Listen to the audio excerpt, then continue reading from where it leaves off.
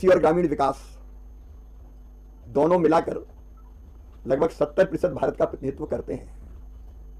ग्रामीण विकास और खेती। खेती आज भी भारतीय अर्थव्यवस्था की रीढ़ है और किसान उसके प्राण है, उसकी आत्मा है।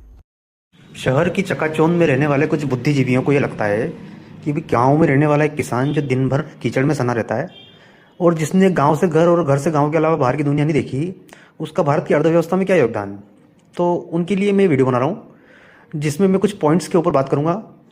उस पॉइंट्स पे आप ध्यान दें तो आपको समझ आएगा कि एक किसान का भारत की अर्थव्यवस्था में क्या योगदान है। तो इसमें मैं 6 बिंदुओं के ऊपर बात करूँगा, जिसमें से पहला है जीडीपी में हिस्सेदारी।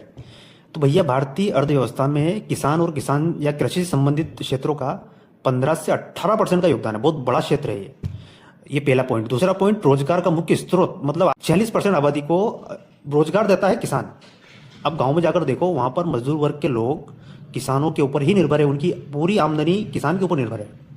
अच्छा, तीसरा पॉइंट ये है कि करोड़ भारत की जनसंख्या का 140 करोड़ लोग, उनके भोजन की व्यवस्था किसान आदमी कर रहा है।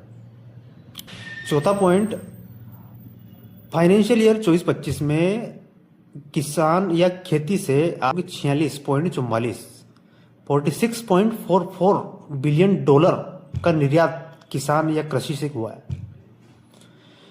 अच्छा, पांचवा पॉइंट है इंडस्ट्रियल सपोर्ट।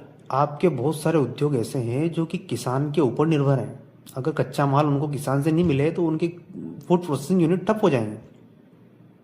छठा पॉइंट और आखिरी पॉइंट कि किसान के पास अगर पैसा नहीं होगा तो बाजार में आपको किसान नहीं दिखेगा, और बाजार में अगर किसान नहीं दिखेगा तो ट्रैक्टर, खाद, बीज और उपभोक्ता की बहुत सारी वस्तुएं कौन खरीदेगा।